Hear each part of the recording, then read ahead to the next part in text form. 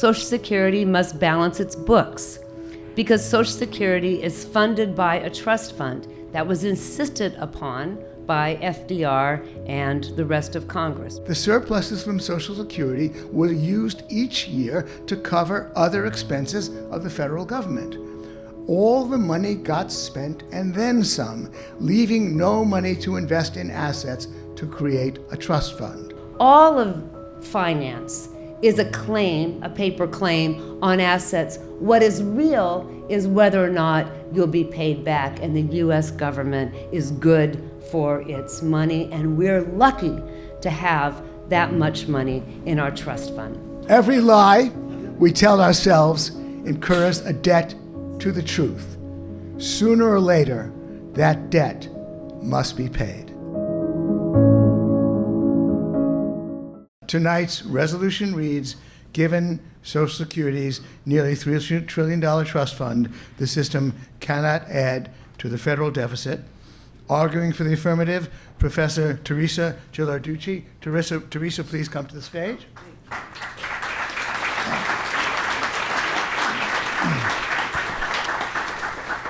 Arguing for the negative will be me.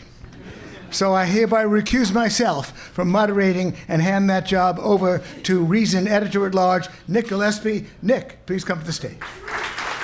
Thank you very much, Gene, and I'm going to keep my eye on you. I told Teresa earlier, you know, that's your home court advantage, but I'm with her as the ref. The ref is against you, Gene, so keep it clean. We want to see your hands where we can see them, okay? So many of you have been here before. This is an Oxford-style debate. Teresa's going to go first. Make sure, is the voting closed? Okay, so if you haven't voted, go to sohovote.com and vote. What? We're going to close it in like 30 seconds here. Teresa's going to talk for up to 15 minutes and make her argument in favor of the proposition. Gene will give 15 minutes. They'll have 5 minutes of rebuttal to each other, and then we're going to open it up to you guys, 30 minutes of Q&A.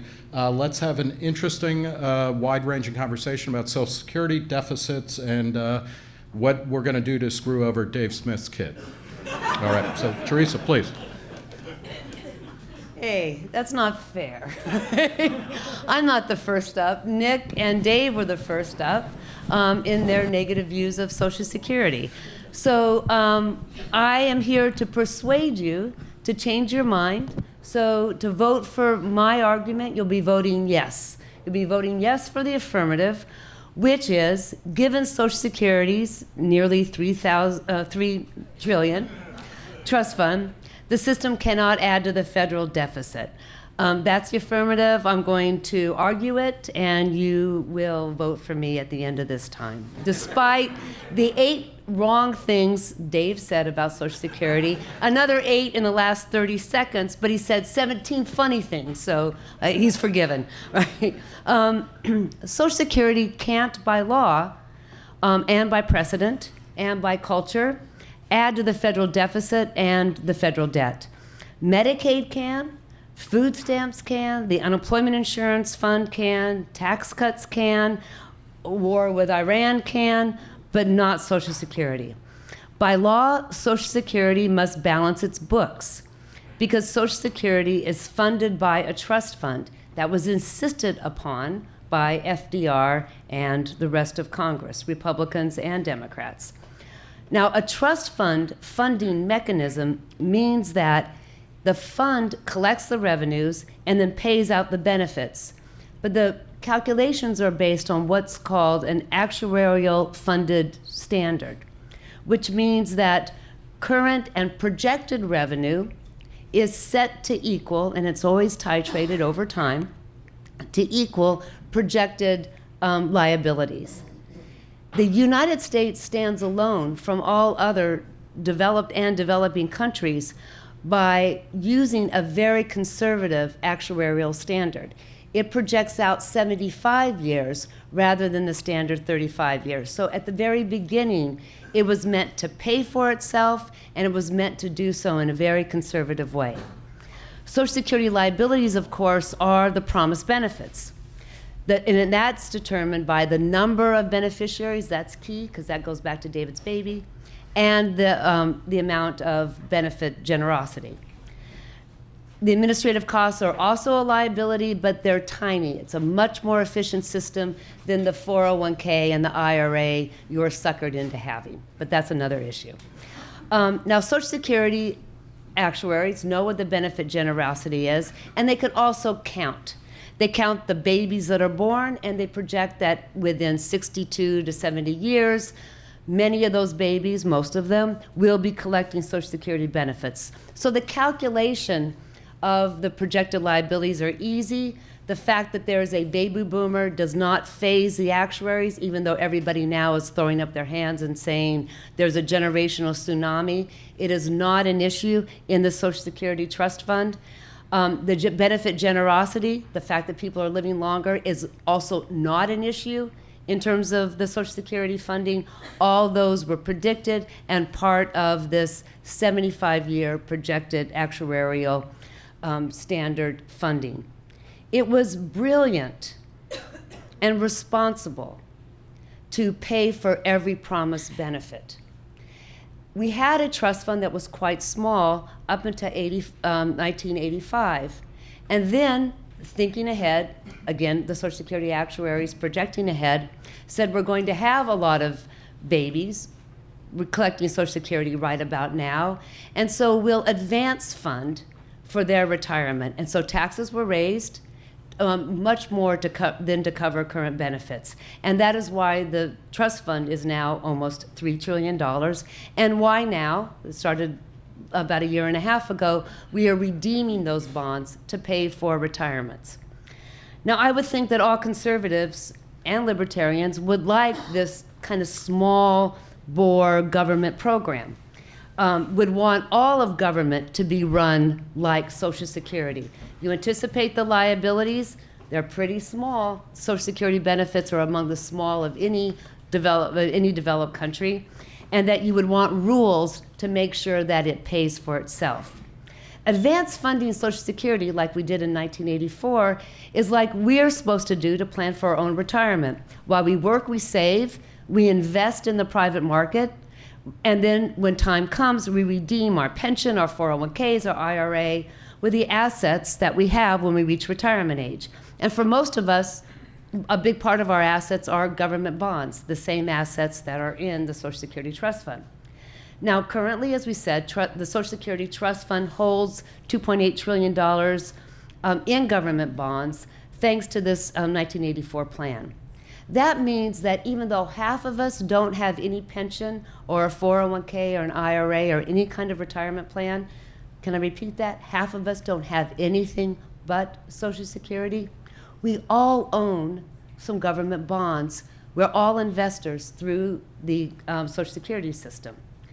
Now, through the combination of tax revenues and earnings and principals from the trust fund, Social Security is estimated to be solvent until 2035. So remember that number, 2035. After that, if the system doesn't get any more revenues then, or doesn't get any revenues now starting right now, the results will be horrible. Social Security will only pay 77% of promised benefits. That's you, me, our relatives. Now, these will be tragic consequences, but it's stark proof that the Social Security system can't add to the deficit or debt because it pays for itself. Now, let me go a little bit deeper. When we, through Social Security, invest in government bonds, the government creates an intergovernmental debt. In contrast, when China buys our governmental bonds, it creates an external debt. When China redeems its bonds, U.S. taxpayers indeed pay them back with interest coming from general revenues. When the Social Security Administration redeems its bonds, another part of the government transfers assets to another part of government. It's like the $20 bill, the $20 you borrowed from your spouse this morning. The nation, as your household, has the same wealth and created no debt as it did before. So because Americans buy government debt and there's a transfer, there is no change in the debt and the deficit. So why do smart people think wrong things, like Social Security adds to the budget deficit and debt? It's because of confused accounting and because of politics. So Gene, I'm sympathetic. If you think Social Security can add to the deficit and debt, you've been misled. First, the accounting confusions. The Deficit Control Act of 1984 required that the Congressional Budget Office, that's the office, the CBO, that produces outlooks for Congress, it required it to use an accounting convention that contradicts established Social Security law and practice. Instead of the CBO basing their projections on current law, which show that Social Security can create no deficit or debt, the law passed under President Reagan requires the CBO, and what it ever does when it reports to Congress, to assume that Social Security can draw from the general budget, and that will happen in 2035, and not cut benefits. But that isn't what the law says, and that's not what will happen. So in its debt projections, it adds trillions and trillions and trillions of dollars to the debt, but that's just an accounting mistake. The law bars Social Security from taking from general revenues. Now, second is the accounting trick of the unified budget, which Gene might argue makes it look like Social Security creates a deficit. As I said, Social Security is now redeeming Treasury bonds held in the trust fund. So we see a transfer from one part of the government to another.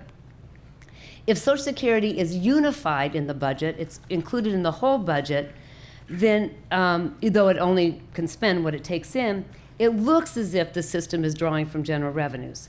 But only looking at the Social Security now, here in Soho, in 2019, it looks like it's causing a deficit, but because it's cashing in its bonds. But it ignores all the other time it was in surplus and made the deficit look a lot smaller. Arguing that Social Security is causing a deficit is just as wrong as saying that a retiree who lives on $5,000 a month gets $100 from a part-time job and gets $4,900 from redeeming their Treasury bonds in their retirement fund is a retiree in deficit because they earn only $100 but spend $5,000. But that household is not living beyond its means. It's not creating a deficit or debt. In modern societies, we save to pay for expenses later. Now, a related mistake is arguing that since Social Security can be viewed in the unified budget, it masks the true size of the federal deficit. But everyone, literally everyone making decisions about spending is fully aware of the legal and economic relationship of Social Security and the rest of the budget. The unified budget might include Social Security Trust Fund on the ledger, but the Social Security deficits are not added to the debt, and therefore Social Security Trust Funds don't make the deficit either smaller or larger. Now here are the politics.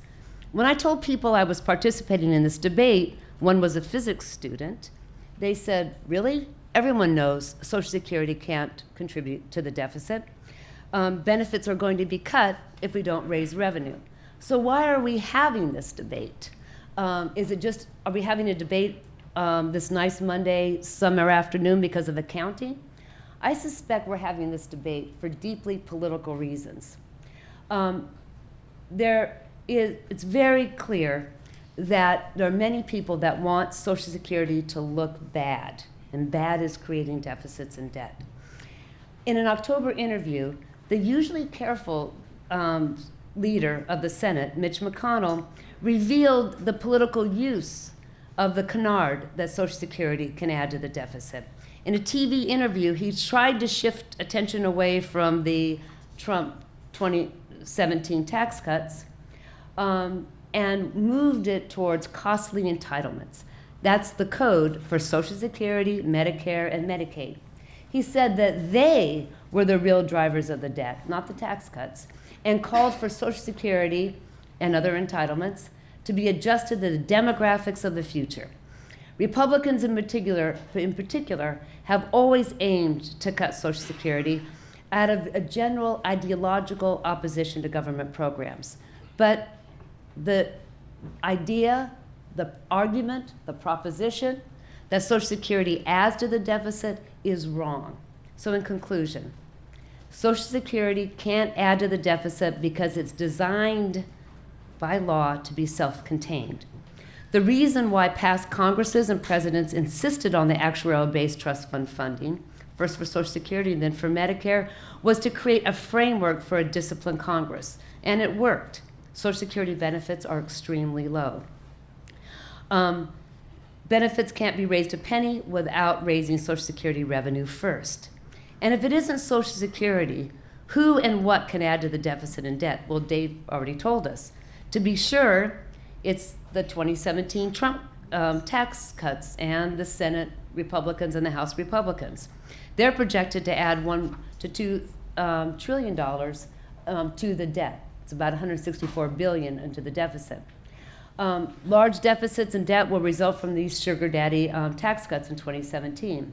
It's bad policy in flush times, in good economic times like we have now, to not cushion for the bad times. That's bad policy.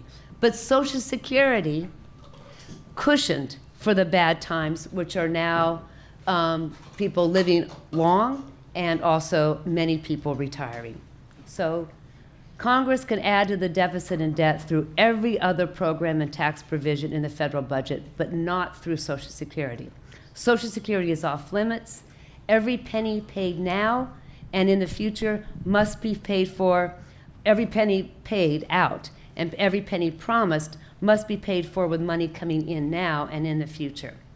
Perhaps we should have another debate, do deficits really matter? But tonight our debate, as far as I'm concerned, as far as you might be concerned, and I hope you are concerned that you'll vote for me for the affirmative, is settled. Social Security can't possibly add to the deficit. Thank you. Thank you very much, Teresa Ghilarducci. And now, taking the negative proposition, Mr. Gene Epstein. Well, thanks. Let me begin by quoting Sir Thomas More, who said back in the 16th century, "If the earth is flat, could Parliament make it round? If it be round, could the king's command flatten it?" Well, applying that rhetorical question to the 21st century, the earth is round and nothing our government can do or say can flatten it. Similarly, even though the government might continue to declare that it's in possession of a nearly $3 trillion trust fund, nothing it can do or say can summon that trust fund into being. That's because the trust fund doesn't exist. And since there is no trust fund, the resolution fails. There is no trust fund to cover the cost of Social Security any more than there is a trust fund to cover the cost of spending on the government's wars. Since the dollars spent on the wars can add to the federal deficit, so too can dollars spent on payouts from the Social Security system. On the surface, at least, you might think that those in the know are on Teresa's side. Consider the coverage of Social Security's finances in the Wall Street Journal, which has a reputation for grasping fiscal realities. An April 22nd story in the Journal begins by referring to the trust fund as though it does exist. The lead sentence reads, quote, "Social Security's costs are expected to exceed its income in 2020. Forcing the government to dip into its nearly $3 trillion trust fund to cover benefits," unquote. Based on that statement, it sounds as though Teresa must be right. As long as the program is able to keep dipping into its fund of nearly $3 trillion to cover benefits, it is indeed self-funded, and it can't be adding to the federal deficit. But as a sign of the double-think that plagues so many accounts of this topic, the same article goes on to assert that Social Security has in fact been contributing to the deficit. We read, quote, that rising Social Security costs have contributed to larger deficits that are set to exceed $1 trillion a year starting in 2020, unquote. Notice from the wording of that statement that Social Security will not only contribute to the deficit in 2020, it has already been doing so. The same kind of inconsistency plagues the nonpartisan Congressional Budget Office, which puts out reports that warn of rising deficits and the cost of Social Security as a major contributor. And yet it too uses the term trust fund as though the trust fund actually exists. The reason for the glaring inconsistency is fairly simple. These establishment sources feel obligated to acknowledge that there is a trust fund if the government claims there is. But the pretense is dropped once they turn their attention to the real-life issue of soaring federal deficits. In similar fashion, had the king in Thomas More's time actually declared that the world is flat, established sources would no doubt have given due acknowledgement to the king's viewpoint. But when it came to the serious matter of navigating the globe in the high seas, the pretense would also have been dropped. In 2013, the fact that the trust fund doesn't exist got exposed for all the world to see, except that few noticed it. That was when the Republican Congress was refusing to raise the debt limit, which meant that the government was facing difficulty paying its bills. President Obama released a warning that if the debt limit wasn't raised, Social Security checks might not be sent out. The warning exposed an obvious fraud. Wasn't there supposed to be a Social Security trust fund?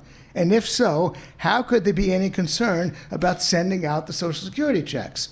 A trust fund, if it exists, consists of assets, like stocks and bonds. So if the need arose, why not just sell off some of the assets and cover the payouts in that way? Yet the media took Obama's warning seriously, without realizing that he was as good as admitting that there is no trust fund. To better grasp why there is no trust fund, it helps to understand how such a fund could have been created.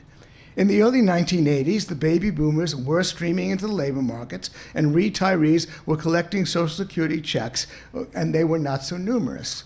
The payroll tax that is earmarked for Social Security checks, which had been hiked, kept generating surpluses. The surpluses could have been invested in the stocks and bonds of other advanced economies, including bonds issued by credit-worthy foreign governments, as well as in the domestic U.S. market. In the same way, other countries maintain sovereign wealth funds. For example, the government of Norway has a fund valued at more than $1 trillion, with a portion of the assets currently invested in high-tech stocks in the U.S. Had these investments been made as the surpluses came in, there would indeed have been a trust fund with real assets. And those assets could gradually be sold off to fund Social Security. This would have meant that payouts to beneficiaries would not have boosted federal deficits. The system would have been self-funded, just as Teresa claims it is. But that's exactly what did not happen. Instead, the surpluses from Social Security were used each year to cover other expenses of the federal government. All the money got spent and then some, leaving no money to invest in assets to create a trust fund. And at the same time, an accounting fraud had been engineered. As the surpluses were generated, Treasury bonds were created, technically referred to as General Accounting Series or GAS securities, matching the surpluses in the same dollar amounts. The GAS securities have been put into the account of the Social Security trustees. The debt is also known as intra-governmental debt, which is debt the government owes to itself. So when the Wall Street Journal refers to the Social Security system dipping into the trust fund to cover benefits, it is really talking about an exercise that will only keep bureaucrats busy. Here's how that exercise works. To meet its obligations, the Social Security Administration submits the GSS securities for payment to the U.S. Treasury. Say the amount is $50 billion. These bonds are liabilities to the Treasury, just like all Treasury bonds are. That $50 billion will be an outlay of the Treasury in the same way that the Treasury makes any other outlay. The Treasury will cut a check to the Social Security Administration for $50 billion, and then Social Security will use this $50 billion to cover its obligations to its beneficiaries. But obviously, the transfer of $50 billion from the Treasury to Social Security is no different in result from a $50 billion transfer from the Treasury to the Pentagon or to the Agricultural Department or to any other agency of government that needs to pay its bills. And there is no trust fund for the Pentagon or Ag Department. Since the fiscal result for Social Security payouts is exactly the same, the trust fund is an accounting fiction. By analogy, imagine your parents give you what they claim to be a trust fund worth $1 million. You find that instead of being a rich kid holding $1 million in stocks and bonds, you have been given $1 trillion in IOUs signed by them. When you object, they explain that this is intrapersonal debt, money they owe themselves. Similar to the Treasury's intragovernmental debt, money the government owes itself. You'll be tempted to tell them that what they call a trust fund has funds that can't quite be trusted. Of course, the difference is that your parents don't have the power to borrow like the US government does, but if they too are living beyond their means, then payouts to you for the IOUs in the trust fund also add to their deficit. Or imagine a private firm running its pension fund in this same way. Workers contribute to the pension fund and are told by the firm that their surplus contributions are being invested in assets. It then comes to light that the company has actually spent all the surpluses while creating IOUs against the firm's own revenue. The firm would be criminally guilty of fraud. The US government did the same thing, the main difference being that it spent the surpluses on its foreign wars, and the other difference being that the federal government's criminality is exempt from the law. Legal points have been made about the fact that Social Security holds these GAS securities while agencies like the Pentagon and the Agricultural Department don't. The argument is that the existence of these securities guarantees that Social Security payouts will be made, while there is no such guarantee for agencies that lack the GS securities. So let's call these securities legally binding memos to the file. But it makes no sense to call them a trust fund, and the existence of the legal memos cannot prevent payouts from being cut at any time. The Congressional Budget Office actually takes pains to explain all that I've just said. In the CBO's January release on the 10-year budget outlook, there is a discussion of the Social Security Trust Fund that pretends the trust fund exists, while at the same time dropping the pretense. Quote, "The trust fund is an asset for the individual program, such as Social Security, but a liability for the rest of the government. The resources to redeem a trust fund securities and therefore pay for benefits or other spending in some future year must be generated through taxes, income from other governmental sources, or borrowing from the public." Unquote. As the CBO points out then, redemption of the trust fund securities must be generated through taxes, income from other governmental sources, or borrowing from the public. And of course, that applies to all spending by government, since all spending can only be generated through taxes, income from other governmental sources, or borrowing from the public. The CBO then nods in the legal direction, but still delicately concludes as follows, quote, "Trust funds have an important legal meaning in that their balances are a measure of the amounts that the government has the legal authority to spend for certain purposes under current law. But they have little relevance in an economic or budgetary sense." Little relevance is, of course, a bureaucratic euphemism for no relevance at all. In her essay in Forbes, Teresa inadvertently makes the CBO's own point. She writes, quote, "If you are wondering if the trust fund is real, here are facts to judge for yourself. Workers do two things with their FICA taxes. We pay current benefits, and we save by buying U.S. Treasury bonds like many wealthy people do." Unquote. Already, it is a stretch to say that the baby boomers made a conscious decision to buy those bonds. Had they actually been asked, they might have realized that it was a much better idea to invest the surpluses in outside assets to prevent the money from being grabbed and spent by the government. But what Teresa adds next gives the game away. Quote, "When we, through Social Security," she writes, "invest in government bonds, the government creates intragovernmental debt." She then provides as a source that defines intergovernmental debt, a link to a source. And according to that source, intergovernmental debt is the portion of the federal debt owed to other agencies. The source continues, "By owning treasuries, they, the agencies, transfer their excess cash to the general fund where it is spent. Note the source says where it is spent, not where it's invested in assets to create a trust fund. So according to Teresa's own source, and just as the SIBO points out, redemption of the trust fund securities must be generated through taxes, income from other governmental sources, or borrowing from the public. According to a former SIBO budget director, the federal government's budget is on the road to hell. He adds, quote, "There is no polite way to describe why the world's largest economy has placed itself on a trajectory that looks like a third world debt crisis. The costs of Social Security now account for a record 23.7% of all federal outlays and are due to keep rising faster than either total federal outlays or gross domestic product. That's why the SIBO constantly cites it as one key reason why federal deficits are running out of control, although it's far from the only reason." Teresa and I could talk about ways to tame the deficit. Since we are both bleeding hearts, we're both concerned about the plight of the elderly who have planned their lives around elder care entitlements, including Social Security, Medicare, and Medicaid. But unfortunately, we're bogged down in a myth. She would still have us believe that Social Security is playing no active role in keeping the budget on that road to hell. But that's exactly what it has been doing. Let me conclude with a quote from the HBO miniseries Chernobyl.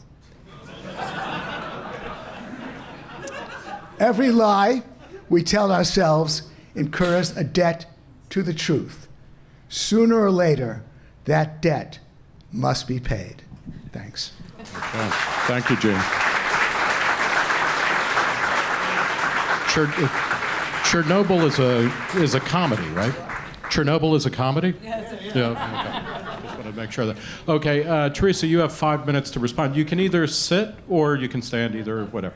But you can't do both. Yeah, right. Okay, so choose wisely. You don't know me very well. I haven't heard Sir Thomas More as a source for public policy since I was at Notre Dame. Could you make sure to stay close? Sure, absolutely. So let's say in 1990, you inherited real assets. You got some stock from some real companies.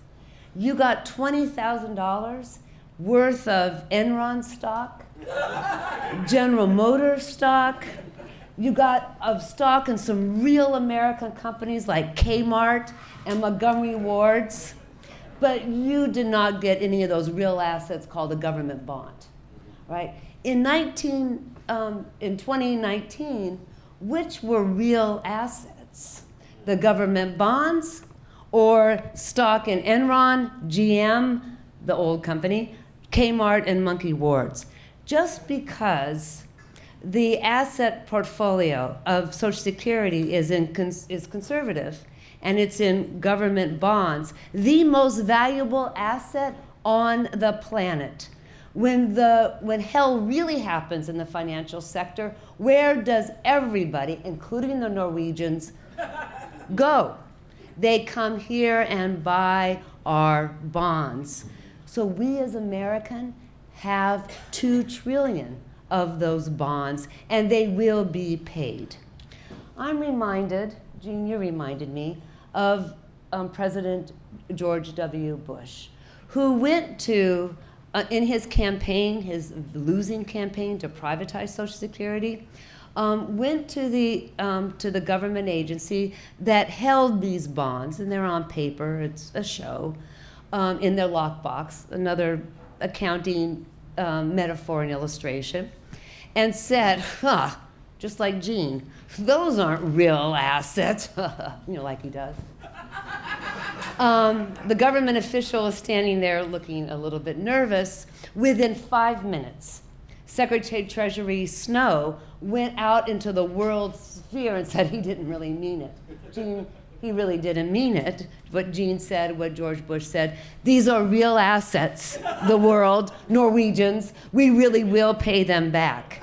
So what is in the trust fund is very real at all. They are contingent claims. They are claims on future generations, just like the stock in Amazon is. It is saying, when I redeem this if it's a bond, I will expect the money to come from profits, from workers, from somewhere. All of finance is a claim, a paper claim on assets. What is real is whether or not you'll be paid back, and the US government is good for its money, and we're lucky to have that much money in our trust fund. In terms of the deficit, it does really matter whether or not that deficit adds to debt that will drain your household or your nation to pay it back. If we owed all of our debt to, say, China, and we were obligated to pay it back, then we would drain productivity, GDP per capita would fall. But if we borrow from each other, like the Japanese have for 20 years, their debt to GDP ratio is beyond any textbook definition of what is sustainable. It's sustainable because they borrow, their debt is all internal. Just as you borrow from your spouse, perhaps you borrowed $20,000 from your spouse, your household debt and deficit did not change. If you borrowed from the mafia, you would have a very different position, and you might be on the road to hell, is where I'm going to close now, with the definition of real hell. And that would be if in 2035 we cut Social Security benefits, which half of our population depend on in their old age to stay in their house. There'll be more people on the street, along with Earl on David Street, living that way. And that's true hell, not an accounting entry about the deficit. Thank you. Thank you, Teresa. I do want to point out, as somebody who was once married and lent money to my wife, or rather, I borrowed money from her. It was a lot like being borrowing money from the mafia. But Gene, you have 5 minutes. Got a moderator who really editorializes a lot. I don't usually do that. But anyway, don't comment. All moderation is autobiography, Gene. First of all, I don't know if I'm sorry. I completely agree with Teresa that it would have been a bad idea to invest in Enron. Obviously, as Teresa knows, she wrote a very good book about retirement planning. If you'd bought, the S&P 500, you would have done very well since 1990. If you'd bought the World Stock Index, you would have done very well. The Norwegians are actually invested in our high-tech stocks at the moment, but that's all really by the way. The point that Teresa herself acknowledges is that this debt is intra-governmental debt. And she herself provides a link to a source that explains intra-governmental debt, what the government owes itself. And the source, I didn't quote from the source completely, the source continues, the source that she herself links to explain this intragovernmental debt.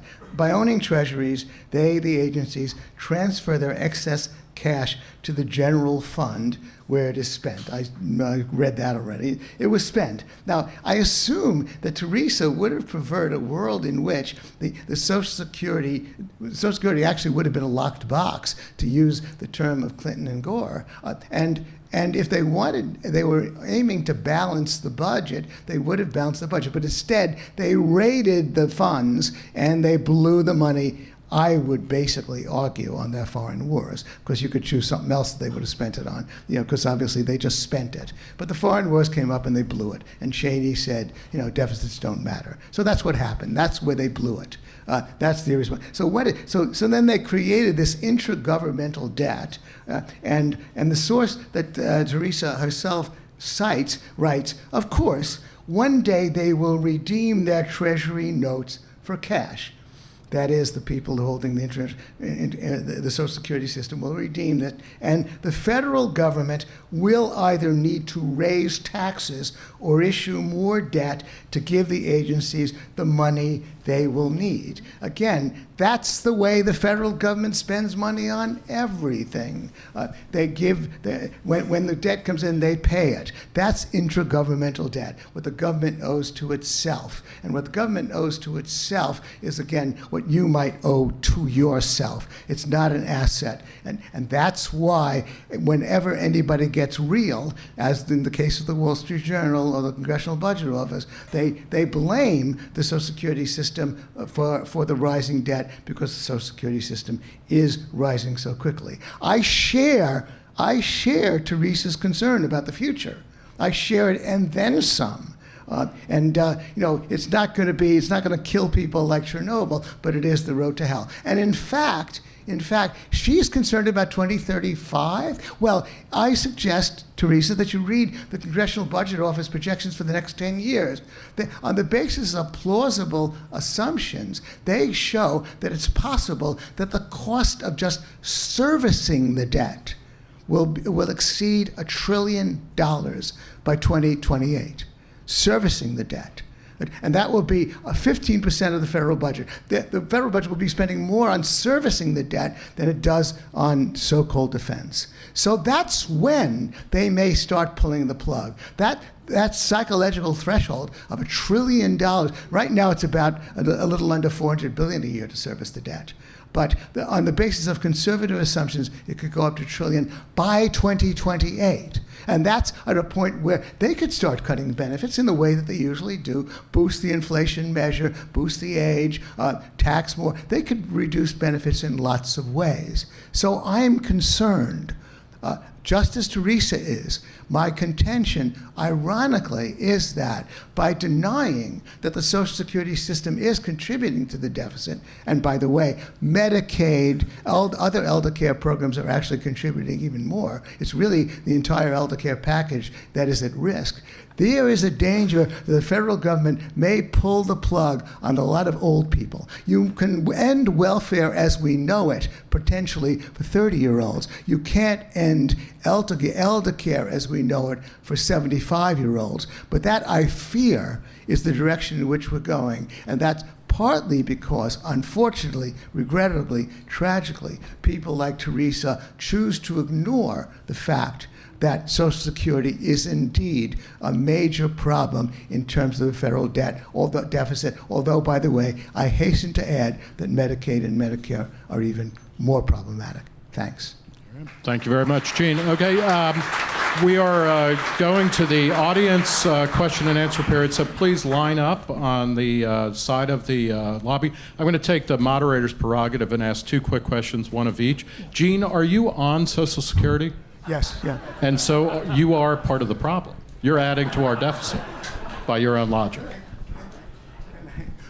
Oh, yeah. Well, I actually was donating, while I was working, I was donating my Social Security check to people like you, Nick. Thank you. So it's like coming back to me. It's the only Social Security check I'll ever get. Places like Reason. But ever since I got fired from my job and I don't earn anything from the Soho Forum, I figured I'm devoting a lot of time and energy to furthering what's going on. But indeed, I'm probably like one of those guys who's flying around warning people about global warming while leaving a big You're carbon the footprint. moral equivalent of Al Gore. This is quite a confession. The fact that I'm a hypocrite should not necessarily invalidate my argument. Okay, very good. And then for Teresa, I guess, and I just want to make sure of this, is your position that intragovernmental debt is not real debt?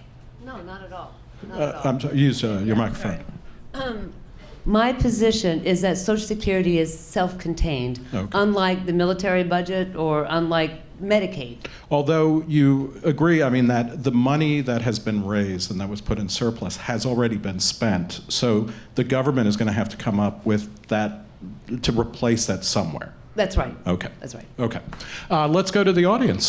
First question, please. And I will be Epsteinian in ask a question, don't make a statement. Okay?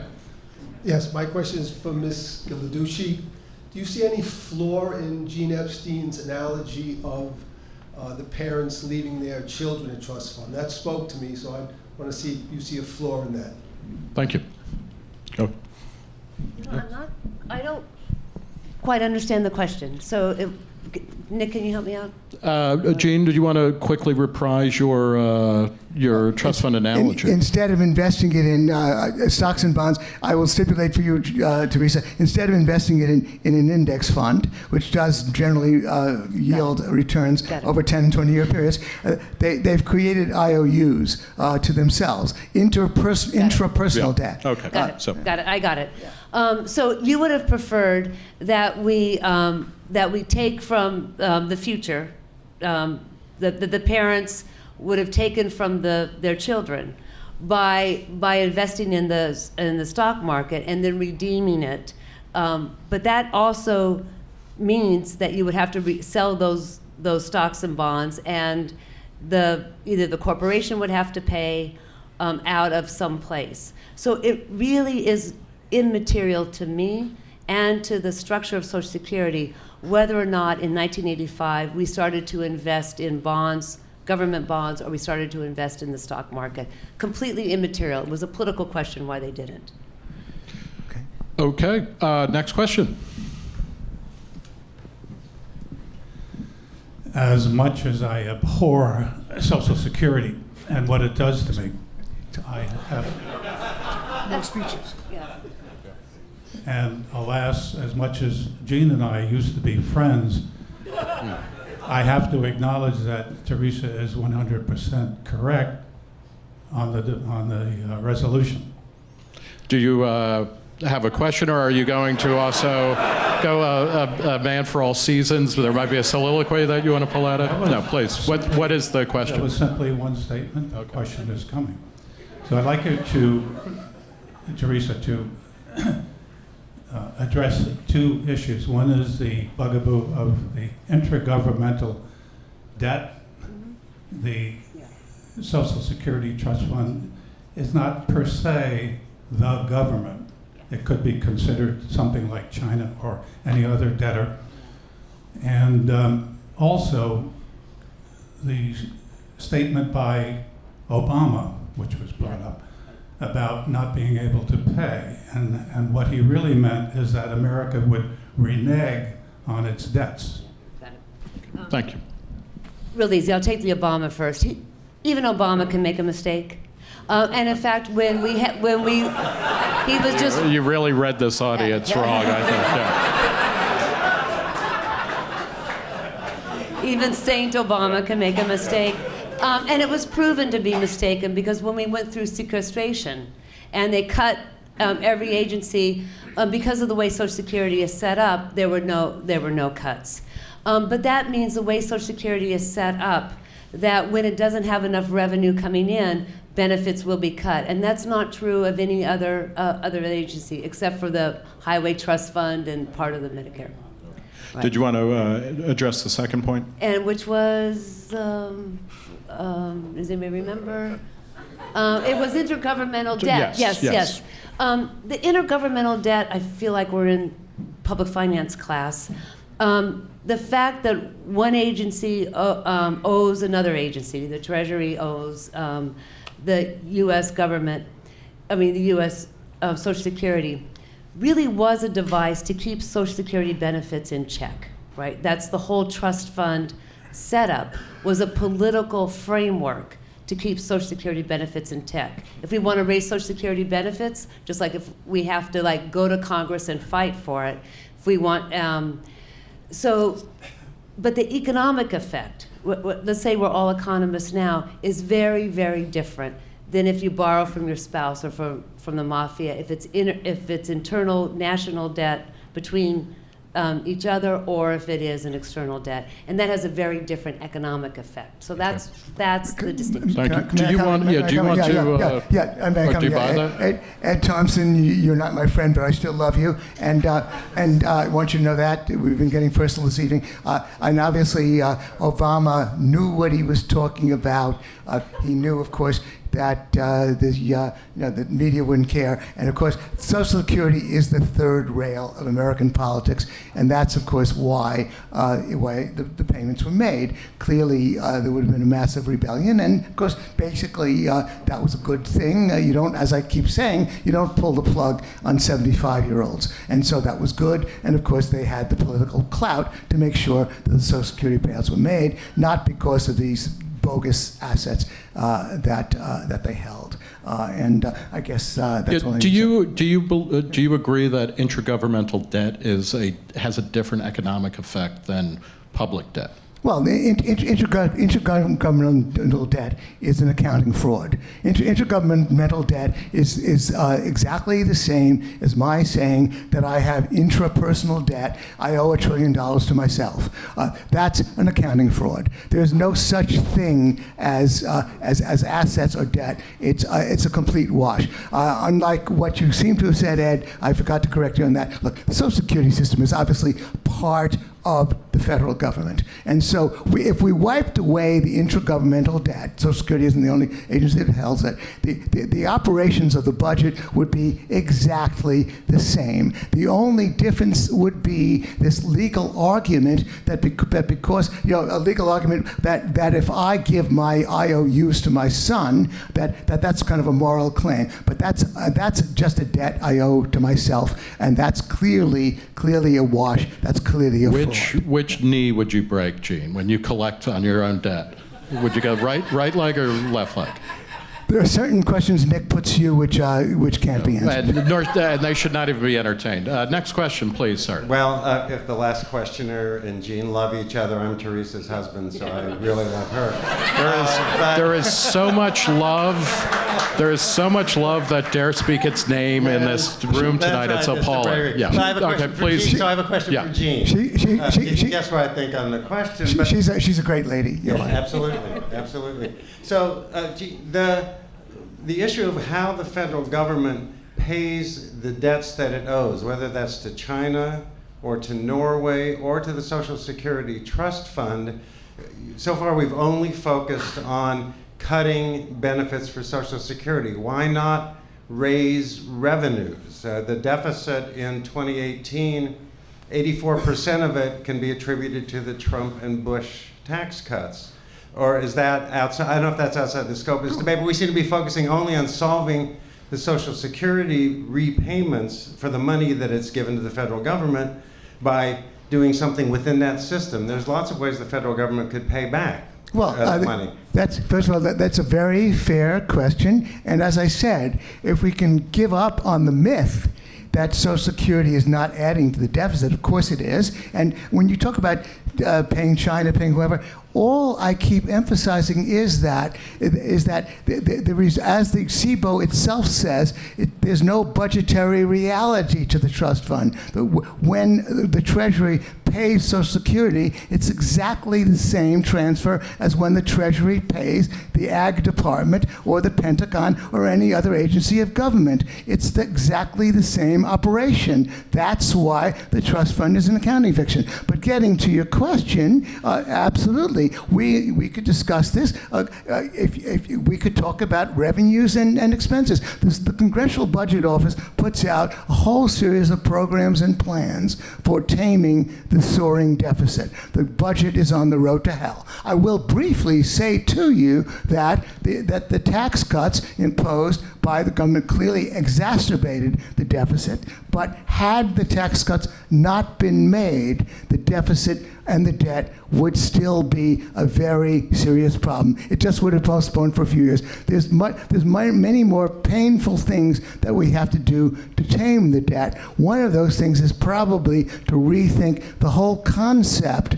of a government handout that also goes to the rich.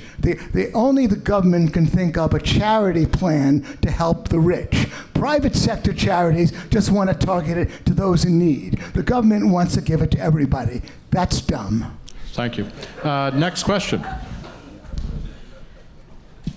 So I was worried there for a second because Teresa's husband almost asked my question, but I didn't quite hear an answer. So let me see if I can try. Welcome. Thanks, Gene. Ben. All right. So, because as I was listening to this, I got very excited because it seems to me that Gene Epstein is in effect advocating a tax hike.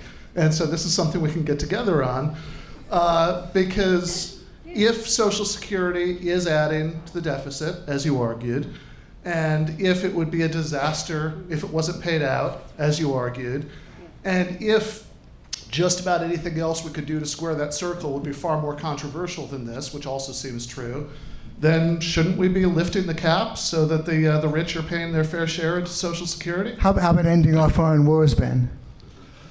I mean, I'm for it, but I think that's good, Ben. Ben is a friend. He's a socialist I debated on the Dave Smith part of the Problem show just a week ago. He and I are soulmates. So let's end those foreign wars first, Ben, don't you think? Good idea? I'd love to end them, but I don't know if it's realistic that we're going to end them first. Oh, okay. Well, you're a radical socialist, Ben. You deal in So do you want plans. to? So I think, and I'm a radical libertarian. You and I are on the same page about radicalism. Let's deal with the real problems of the government, because if we hike taxes, we're only going to feed those militaristic bastards more of the bullets that they want. So I think it'd be very unfortunate, Ben. You and I agree about that. Okay. Do you have any comment? Okay. Next question. Thank you.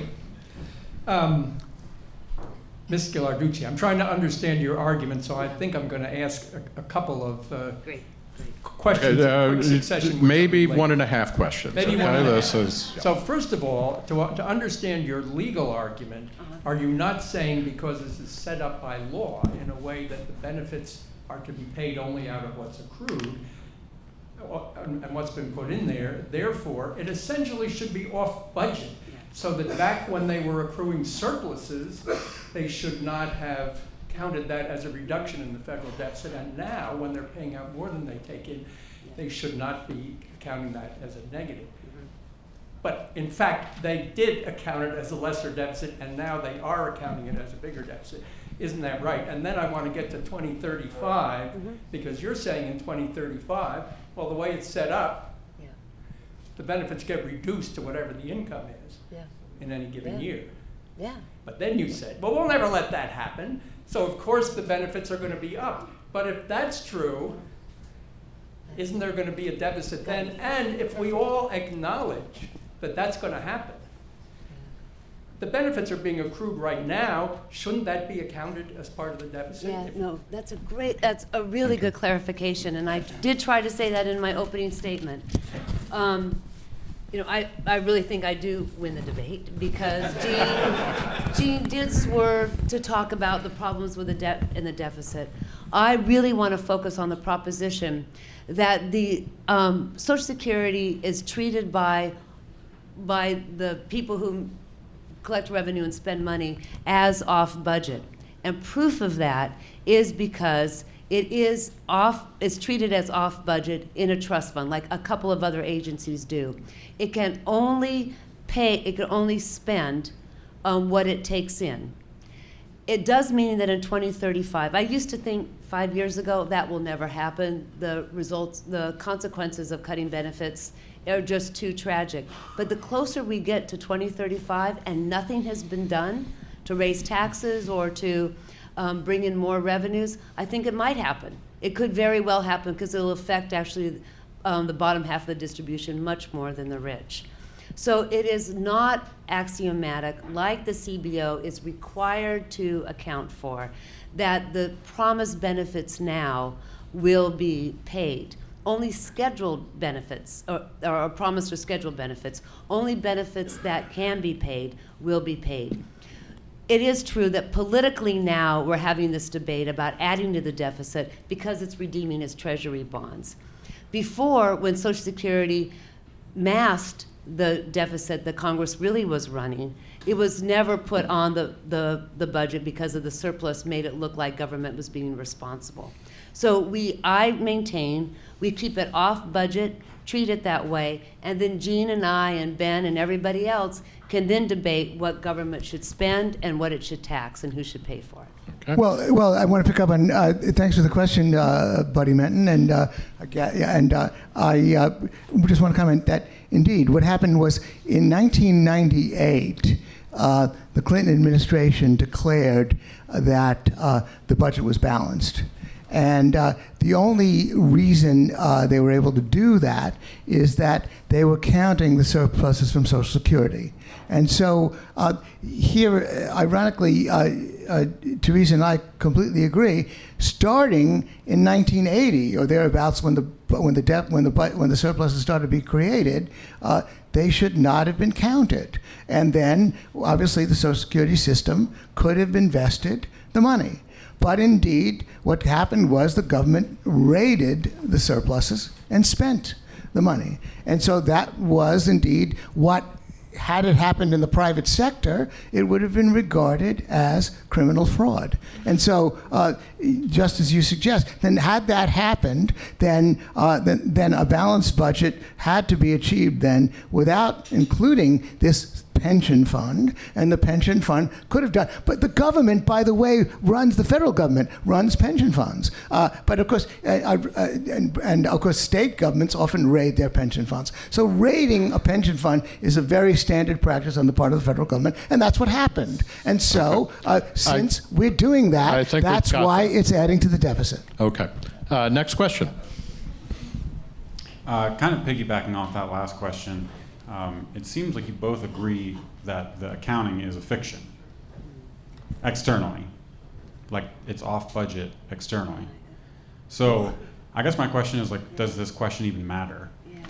You know, Okay, wow. I mean, think That about hurt. the household, But, okay. like the household analogy. If the house has a net worth of $100,000, the parents lend $20,000 to the kid who goes and spends it. They now have a net worth of $80,000. Now the parents have an IOU of $20,000 to the kids, but that's internal. Like the net worth of the house is still $80,000. On the other side, if they have $100,000 and they lend money outside, so they actually owe external debt of $20,000, their net worth is still $80,000. So from the external perspective, the internal accounting is a fiction. And if you both agree on that, why does this question matter? Okay, who wants to jump at that? Look, young man, Here. stick around. Young man, stick around. Yeah, Teresa, yeah. take a quick. Teresa, you want to answer? Go ahead. You know, you say that fiction, you talk like fiction like is a bad thing. It is designed purposely as a trust fund to discipline it. I said that in my opening remark. So it was contrived that it wasn't an open-ended entitlement, that every single promise had to be paid for. It was the original pay for. The economic effect of that household analogy on the household is very, very different if you owe it externally or if you owe it in, between each other. But that is off the point, and if we're going to be Oxford style, we have to stick to the resolution. Can Social Security add to the deficit? Not at all. It can look like it, depending upon what Congress or the CBO does at that moment, either included in the unified budget or off budget. But the behavior of Social Security is that it can never add to the deficit. Okay. Any comment? Why does it matter, young man? The reason why it matters is that I'm sorry, shouldn't call you that. It's condescending. But Call him a young punk. Young punk. Yeah, he's wearing his baseball hat backwards, Gene. He's laughing at you. Look, I think that what Teresa and I have done is part of the problem is that if you use about 9 different analogies to explain something, then people's heads get a little dizzy. Look, all that's really happening is that the federal budget is out of control. It's on the road to hell. It's the cost of servicing the debt could rise to $1 trillion, and so that will mean that it's going broke. That will mean that, as one wag said, if the U.S. goes to war with China, it will have to finance the war with money it borrows from the Chinese, and so that's the reason why it matters. The reason why it matters is that there won't be any goddamn elder care for you when you get old because the government is going broke. That's all. That's the reality. Social Security is contributing to that deficit. He's not like, we're not like you, Gene. We're never going to grow old. So, and we've got the science coming up. Next question, please. Hey, so I guess you kind of got the same kind of theme that I did, but I wanted to make it a little more simple, maybe come from a different angle. because it seemed to me that a lot of what you guys are speaking is just very, very technical, and I don't think that's necessary. Yeah. My question for you is this: if you both agree that in order to fulfill the benefits that are promised today, we need more money, whether it's by raising the payroll tax to make everybody whole in the future, or if it is by breaking the law that we had before and simply raising taxes to do it, which I suppose would be your case, it would raise the deficit, then what real difference is there? Isn't that kind of like, are you going to pay from your left pocket or your right? I think it's just too much technicalities here. I mean, the economics is that you're going to pay more no matter what. So, Okay. what's your... Can I ask you a question? What if we raised your taxes by, what if we tripled the taxes we impose on you? Tripled the taxes we imposed on you? Well, I would not be happy. Excuse me? I'm sorry? I would not be happy. You would not be happy. Well, the Congressional Budget Office has basically said that, in effect, that in order to balance the budget, in order to avoid the fiscal time bomb, in order to prevent the government from being on the road to hell, it will, in effect, have to triple the taxes that you pay. So I assume that if you accept my word that that's true, then you are concerned. Correct? Well, I'm not saying I'm not. Well, okay, I'm well, just saying that the technicalities... But, Excuse me. I think Is it a he's- technicality to triple your taxes? No, That's what has to be No, done. I think I he's think, arguing that the yeah. debate is actually then how do we, Yeah. how, should the program be shrunk or something? But Teresa, Well, do you that's want to? Yeah, that's, he got it right there. That's one solution, tripling your taxes. Yeah, I mean, I do want to win, so I keep on going to the technical aspect, of the proposition. But we're all really on the same page.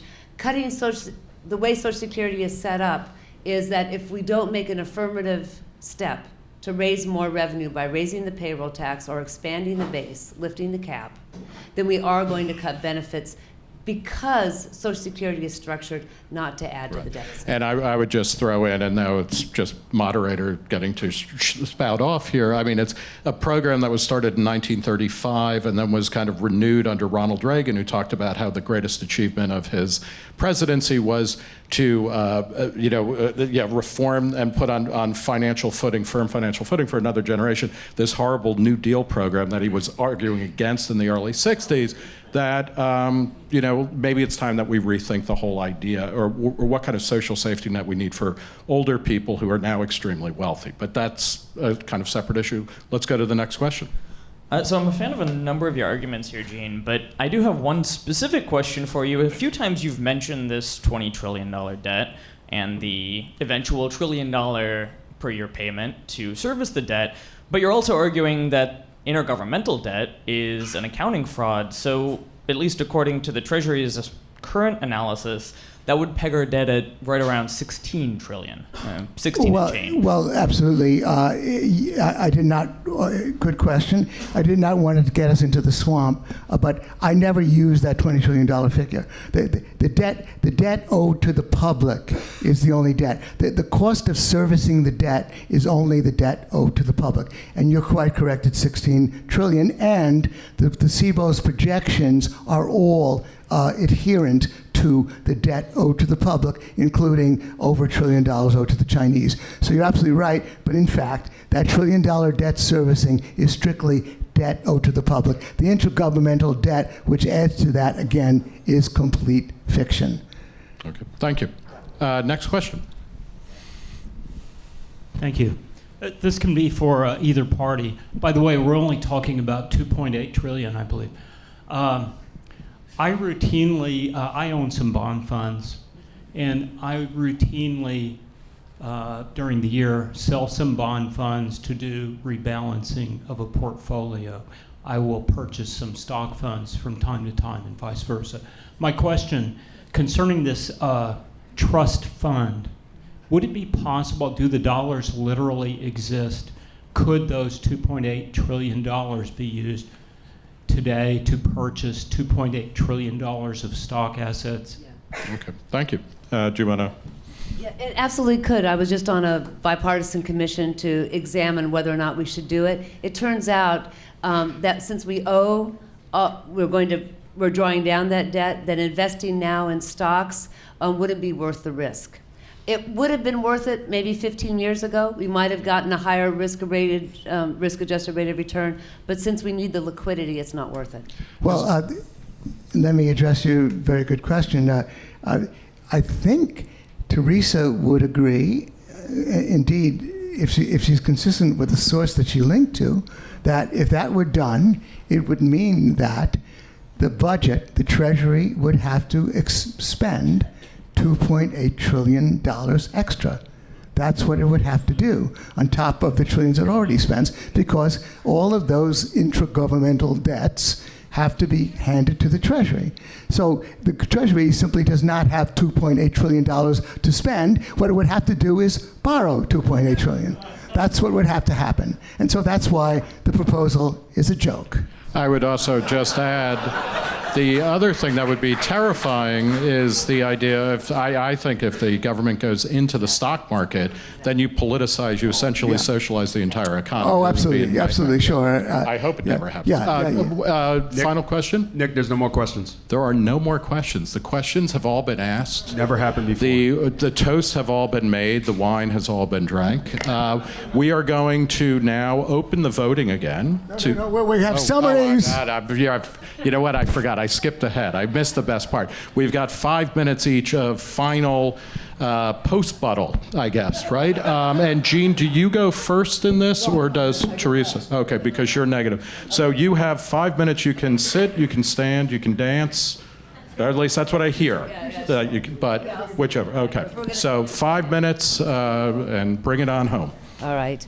Well, I win the debate because what Gene did was swerve off the debate with a very worthy argument about what the government should be spending, if it's worthy, does it bring, actually, does it make our nation richer?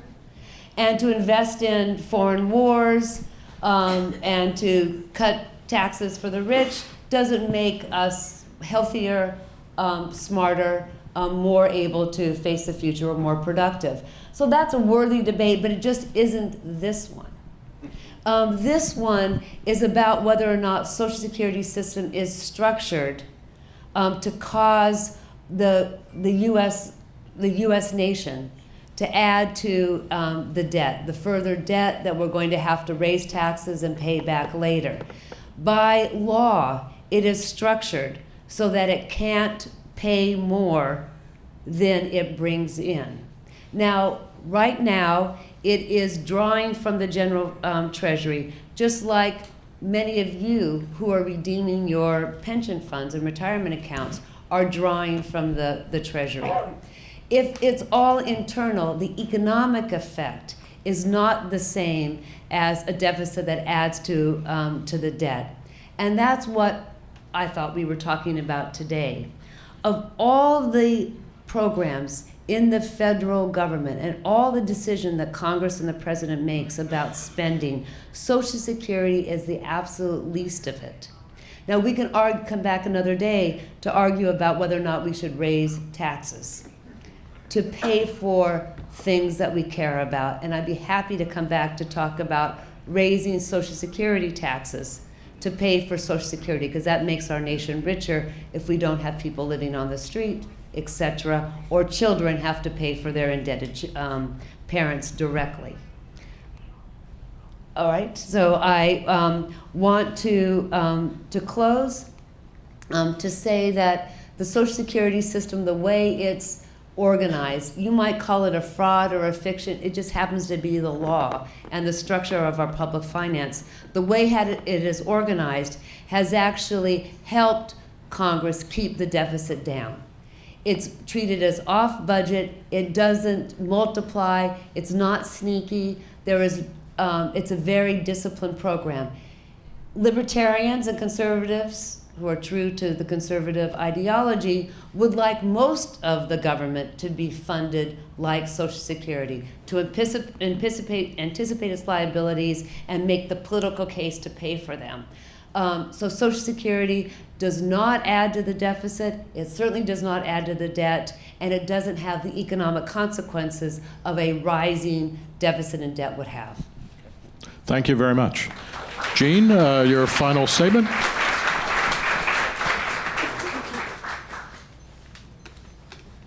Well, we did, and I did at times, and along with Teresa, mention other ramifications of the problems that the budget faces. But indeed, the resolution is all about whether the Social Security system adds to the federal deficit.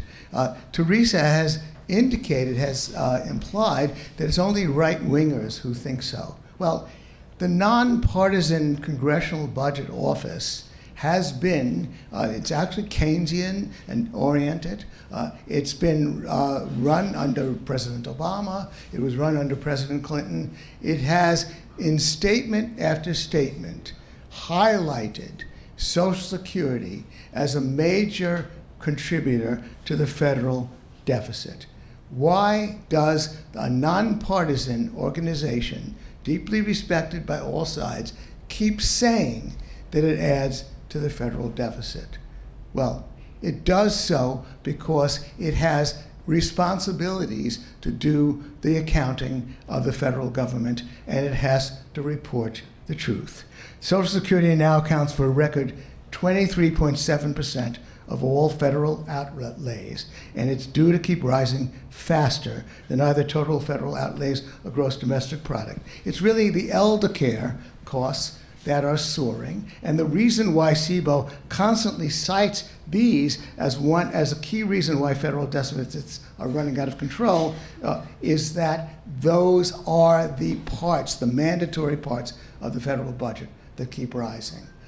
I wanted to emphasize that by talking about this, it does not mean that I lack compassion for the elderly who are receiving Social Security. Nick himself outed me as a Social Security recipient.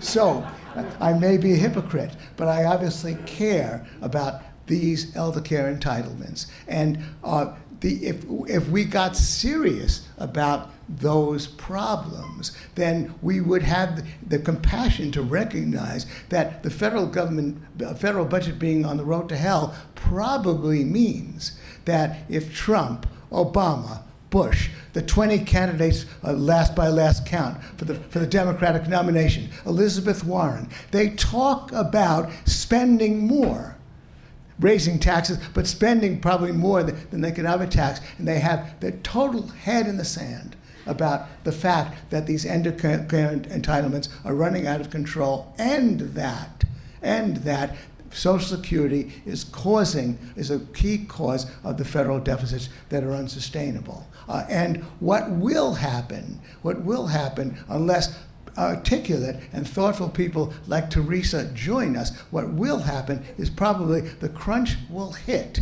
and the federal government will start pulling the plug. It will start ending welfare as we know it for 75-year-olds, for 80-year-olds. That's the kind of lack of compassion the government is capable of, the same government that raided that pension fund for so many years.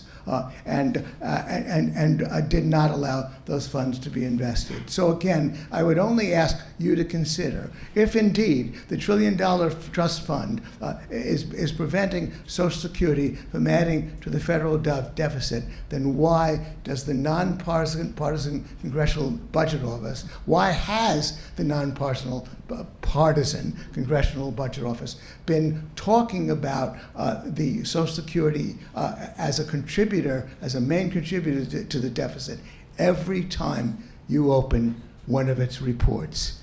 I submit that the resolution fails and that you should vote no on the resolution. It does indeed add to the federal deficits. The rest is all accounting nonsense. A matter of law is what Teresa says. I will end on my quote from Thomas More, paraphrasing him a little bit. If the king passed a law that the world is flat, would that make it so? Thank you very much. All right. Thank you very much. Let's have a big round of applause for Teresa Ghilarducci and Gene Epstein for debating this. We're going to open the voting now, so please go back to sohovote.com and we'll have a couple of minutes. I'll try and do some patter. I had a really nice lunch today that I could talk about, but instead, one of the things I'll talk about are upcoming debates for the Soho Forum on Monday, July 15th. Renegade University head Thaddeus Russell, he's a Columbia-trained historian, will defend the resolution postmodernism is necessary for a politics of individual liberty against Rockford University professor Stephen Hicks, author of Explaining Postmodernism. Hicks is an arch critic. Thad Russell is a proponent of postmodernism. That should be great. Monday, August 12th, George Selgin, director of the Center for Monetary and Financial Alternatives, will defend the resolution, Bitcoin is poorly suited to the purpose of becoming any nation's main medium of exchange, against Safedine Ammous, author of the Bitcoin Standard, the decentralized alternative to central banking. That one is a real hot ticket. If you want to look for that, if it's not already sold out. Tuesday on September 10th, Part of the Problem podcast host Dave Smith, our warm-up act tonight. We're still all kind of toasty from his comedy. Will defend the resolution, the Libertarian Party should never again put up national candidates whose views are similar to those of Gary Johnson and Bill Weld, against Nicholas Sarwark, who is the chair of the Libertarian National Committee. And then, in Monday, October 7th, Jacob Sullum, he's a Reason Magazine senior editor and the author of Saying Yes in Defense of Drug Use, will defend the resolution, except for laws prohibiting the sale of drugs to minors and driving while impaired. All laws that penalize drug production, distribution, possession, and use should be abolished, along with special sin taxes on drugs. And he's going up against the former New York Times reporter Alex Berenson, author of Tell Your Children the Truth About Marijuana, Mental Illness and Violence. How much longer do we have to... 2 minutes? Okay, well, I'm going to go, so let me recap. July 15th. Yeah, I know, but Gene, telling people what's happening on Sunday, December 8th, it just seems like kind of a stretch. All right, well, go to the sohoforum.com, or is it sohoforum.org, thesohoforum.org, and you can buy a VIP package where you get a bunch of different tickets, you get a preferential rate, you'll get in, I'd say the odds are strong that both the postmodernism and... Okay, but Renegade University, the postmodern debate, the Bitcoin debate, these are going to sell out. Go get a VIP package, and that way you'll make sure you're in. On Tuesday, November 5th, Richard Wolff, University of Mass Professor of Economics Emeritus, will defend the resolution, socialism is preferable to capitalism as an economic system that promotes freedom, equality, and prosperity, against Soho Forum director Gene Epstein. Guest moderator to be announced, but this is the Amherst. Maybe. I don't know. You court me a little bit, Gene. It's like it's our first date, for God's sake. The University of Massachusetts Amherst is one of 2 Marxist economics departments, right? The other being at Notre Dame. Yeah, so this exciting. Okay. And then Sunday, December 8th, Loyola University professor of economics Walter Block will defend the resolution, while a pregnant woman should be legally required to help the fetus survive outside her body whenever that is possible, she retains the legal right to evict the fetus at any time during her pregnancy. And he'll be going up against Kerry Baldwin of the Mere Liberty podcast. So the fetal, that's a perfect Christmas season theme, right? And Ebenezer Scrooge will be the guest moderator, Gene. This is where you come up with resolutions like that. I don't know. And evict the fetus, Yeah. And then the last of the scheduled debates is Monday, January 6th. Best-selling author and Silicon Valley entrepreneur Martin Ford will defend the resolution. Robotics will soon lead to widespread joblessness, underemployment, and the concentration of wealth in the hands of a few, against Anthony Samaroff, co-host of the Scottish Liberty podcast and author of Universal Basic Income, For and Against. All right. Do fetuses get universal basic income? Or then they could pay rent, right? They wouldn't have to be evicted. Yeah, no, that's true. Yeah, they've got rent control. Boy, nobody gets evicted. Okay, we are. Let me move over here. So, here is the final finding. Okay, now remember, given Social Security's nearly $3 trillion trust fund, the system cannot add to the federal deficit. Teresa was saying yes to that. The pre-vote was 8.3% said yes. They agreed with the proposition. 44.79%, 45% said no. It cannot add to the deficit. And undecided was 47%. Said no, it can. It can add. No is that it can add to the deficit. Okay. So the post is, for the yeses, went from 8.3% to 15% for a change of about 6.25%. So that's in Teresa's favor. The noes went from 45% to 80% for a change of 35%. And the undecided went from 46% to 5%. So that means that Gene is the winner of this debate, right? Thank you. I want to congratulate them both for a very interesting and civil debate. Thank you all for coming. Please, the bar is still open. There are Reason magazines all over the place. Hang out and let's talk more. Thank you for coming.